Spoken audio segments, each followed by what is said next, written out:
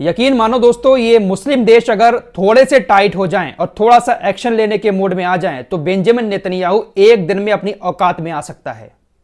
लेकिन इस्लामिक देशों को ठेंगा दिखाते हुए, इनकी औकात दिखाते हुए शुरुआत कर दी है दक्षिण अफ्रीका ने।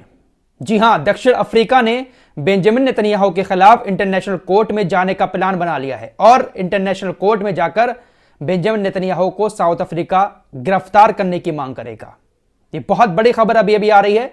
जो लोग चैनल पर पहली बार आए सब्सक्राइब कर सकते हैं, क्योंकि यहां पर हर लेटेस्ट अपडेट आपको सबसे पहले बताया जाता है। मेरे दोस्तों, जो काम इन इस्लामिक देशों को करना चाहिए था वो काम दूसरे देश कर रहे हैं, क्योंकि दुनिया का हर देश देख रहा है कि बेंजामिन नेतन्याहू जो कुछ कर रहा है ये युद्ध के नियम नहीं है। युद्ध के नियमों को तोड़कर किस तरह से वो मासूम बच्चों को, महिलाओं को मार रहा है, पूरी दुनिया ये बात देख रही है। और इस कत्लेआम को देखकर किसी भी सही इंसान का दिल जरूर पसीजेगा। इसको लेकर दक्षिण अफ्रीका की विदेश मंत्री नलेदी पंडोर, इन्होंने कहा कि इजराइल के प्रधानमंत्री नेतन्याहू के खिलाफ इंटरनेशनल क्रिमिनल कोर्ट में मुकदमा दर्ज करना चाहिए। और उन्होंने इंटरनेशनल क्रिमिनल कोर्ट से अपील भी की है कि बेंजामिन नेतन्याहू गाजा के अंदर जो कुछ कर रहा है ये युद्ध के नियम नहीं है, बल्कि वो अपने फायदे के लिए सब कर रहा है, इसलिए उसको तुरंत गिरफ्तार करना चाहिए। बेंजामिन नेतन्याहू इंसानियत के खिलाफ जाकर गाजा के अंदर कत्लेआम मचा रहा है। इंटरनेशनल क्रिमिनल कोर्ट को अपनी जांच में तेजी करके तुरंत बेंजामिन नेतन्याहू को गिरफ्तार करना चाहिए। हम अपील करते हैं इंटरनेशनल क्रिमिनल कोर्ट से।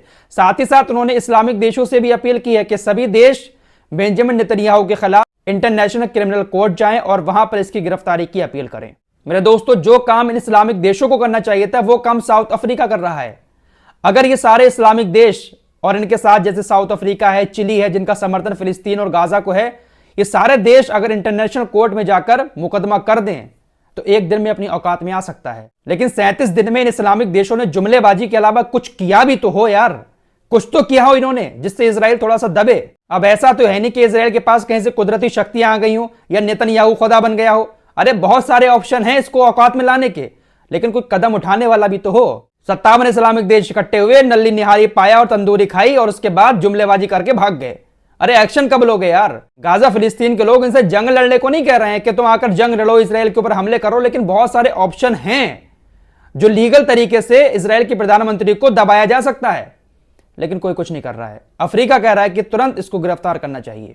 मेरे दोस्तों, बेंजामिन नेतन्याहू इस वक्त जो कुछ कर रहा है इसके अपने भी इससे खिलाफ हैं। उनको भी पता है कि ये अपने फायदे के लिए कर रहा है, अपनी नाकामी को छुपाने के लिए, क्योंकि इसकी कुर्सी का सवाल है। कुर्सी का सवाल इसलिए क्योंकि लोग इससे पूछ रहे हैं कि आप दावा करते हो कि हमारी सेना बहुत ताकतवर है, हमारे इजराइल की जनता को कोई छू भी नहीं सकता, लेकिन हमास ने आपकी सेना को नाकाम करके इजराइल के नागरिकों को बंधक कैसे बना लिया, इजराइल के ऊपर हमला कैसे कर दिया, यह आपकी सबसे बड़ी नाकामी है। बेंजामिन नेतन्याहू की कुर्सी इसी बात को लेकर खतरे में है, इसीलिए वो बौखलाया हुआ है और इस तरह के उल्टे सीधे काम कर रहा है। इसी बात को लेकर इजराइल के यहूदी सड़कों पर निकलकर इसके खिलाफ प्रदर्शन कर रहे हैं।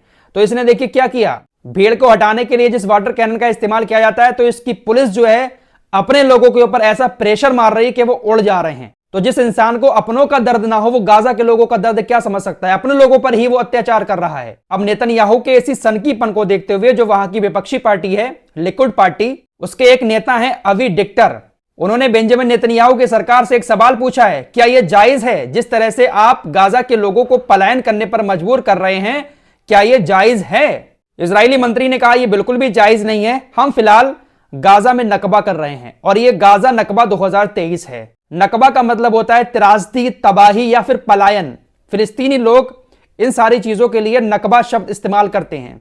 फिलिस्तीनी लोग नकबा शब्द का इस्तेमाल उन घटनाओं को याद करते हुए करते हैं जब इजराइल की सेना ने, यहूदियों ने उनकी बस्तियों को जबरदस्ती खाली करवाया था, फिलिस्तीनियों को जबरदस्ती उनकी जमीन से भगाया था। तो आप इस बात से समझ सकते हैं कि जो विपक्षी पार्टियों के नेता हैं वो भी कहीं ना कहीं इस बात को लेकर खफा हैं कि ये इजराइल का प्रधानमंत्री गलत कर रहा है।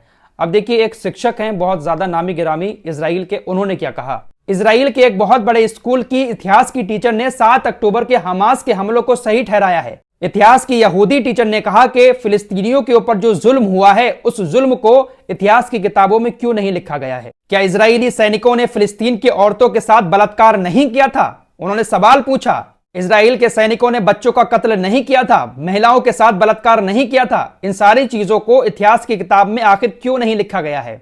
उन्होंने कहा कि एक कब्जा किए हुए राष्ट्र को यह अधिकार है कि वो अपनी जमीन को आजाद कराने के लिए लड़ाई लड़े। हमास ने यह जो हमला किया 7 अक्टूबर को, उसको जायज ठहराते हुए उन्होंने कहा कि हमास अपनी जमीन को आजाद करवाने के लिए यह लड़ाई लड़ रहा है। इतिहास की यहूदी टीचर ने यह बयान दिया। इसके बाद उनकी शिकायत हो गई और तुरंत उनको गिरफ्तार कर लिया गया और कहा कि तुमने हमास का सपोर्ट किया है और अपनी सेना का अपमान किया है, इसलिए उसको गिरफ्तार करके जेल के अंदर डाल दिया। मेरे दोस्तों, दुनिया में जो सही लोग हैं, चाहे वो किसी भी धर्म के हों, जिनके अंदर इंसानियत बाकी है, वो सब समझ रहे हैं कि इजराइल के प्रधानमंत्री जो कुछ कर रहा है वो अपनी सनक में कर रहा है। इजराइल पूरी तरह से नाजायज देश ही है, कब्जा करके ही पूरा बसा है, हर कोई जानता है ये बात। लेकिन इसके बावजूद भी वो लगातार फिलिस्तीनियों पर जुल्म करता रहता है और दुनिया ऐसी खामोशी के साथ देखती रहती है। फिलहाल इस रिपोर्ट में इतना ही। मिलते हैं एक और नए वीडियो के साथ, तब तक के लिए अपना ख्याल रखिए।